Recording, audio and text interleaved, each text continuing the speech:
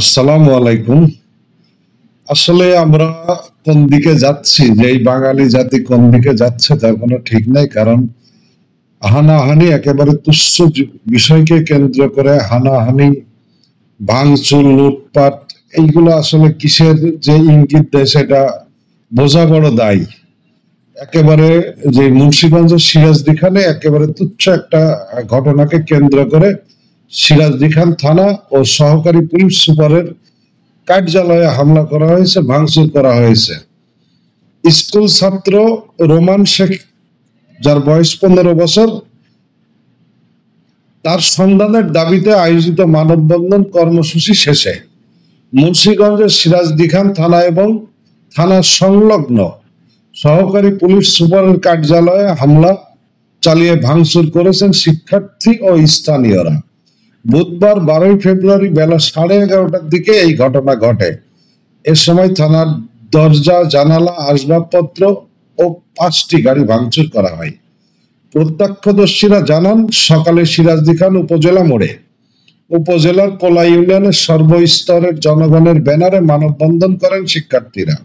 বিভিন্ন শিক্ষা প্রতিষ্ঠানের শিক্ষার্থী সহ স্থানীয়রাও এতে অংশ নেন। মানববন্ধন শেষে মিছিল নিয়ে বিক্ষুব্ধ শিক্ষার্থী সহ স্থানীয়রা সিরাজদি খান থানা এবং থানার সংলগ্ন সহকারী পুলিশ সুপারের কার্যালয়ে অতর্কিত হামলা চালান। এ সময় 5টি গাড়ি, থানা ভবনের দরজা, জানলা এবং আসবাবপত্র ভাঙচুর করেন তারা। এই ব্যাপারে সিরাজদি খান সার্কেলের সহকারী পুলিশ সুপার ইমরান খান বলেন, মানববন্ধন শেষে অতর্কিত হামলা চালানো হয়। এ সময় বেশ কিছু গাড়ি, আসবাবপত্র ভাঙচুর হয়। মানববন্ধনকারীরা 3 দিনের আলটিমেটাম দিয়েছে। সিরাজদি খান উপজেলার থৈরগাঁও গ্রামের মিরাজ শেখের ছেলে রোমান শেখ গত 21 জানুয়ারি থেকে নিখোঁজ রয়েছেন। তার সন্ধানের দাবিতেই এই মানববন্ধনের আয়োজন করা হয়েছিল। তো দেখেন, একজন স্কুল ছাত্র, সে নিখোঁজ হয়েছে। তো নিখোঁজ হইলে আসলে থানায় জিডি করেছেন ওনারা। তো এখন থানা পুলিশ তো তাকে আসলে খুঁজে বের করবে, তাকে তো খুঁজে পাইতে হবে। এখন তাকে থানা পুলিশ যদি খুঁজে না পায়, তো তাহলে তার পরিবারের কাছে কিভাবে ফেরত দেবে? আর এই ঘটনাকে কেন্দ্র করে এই যে থানা সহকারী পুলিশ সুপারের কার্যালয়ে ভাঙচুর, এইগুলো আসলে কোন ধরনের টেন্ডেন্সি, এইগুলো কোন ধরনের প্রবণতা? এটা দেশকে এক শ্রেণীর মানুষ আছে গৃহযুদ্ধের দিকে নিয়ে যাচ্ছে, তারা যা খুশি তাই করতেছে। এখন থানা ভাঙচুর, পুলিশের উপরে হামলা, এইগুলো যেন কোনো ব্যাপারই না। এইগুলো একেবারে তুচ্ছ ঘটনা মনে করছে দেশের মানুষ। কিন্তু এতে যে দেশেরই ক্ষতি হচ্ছে, সেই জিনিসটা কি তাদের আসলে মাথার মধ্যে ঢুকছে না, নাকি তাদের মাথার মধ্যে যাচ্ছে না, নাকি তারা এইগুলো চিন্তা ভাবনা করছে না?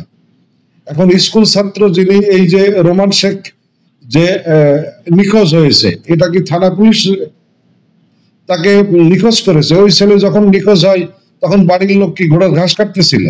যে এখন থানায় গিয়ে থানায় হামচুরে, এখানে কি বলে সহকারী পুলিশ সুপারের কার্যালয়ে ভাঙচুর।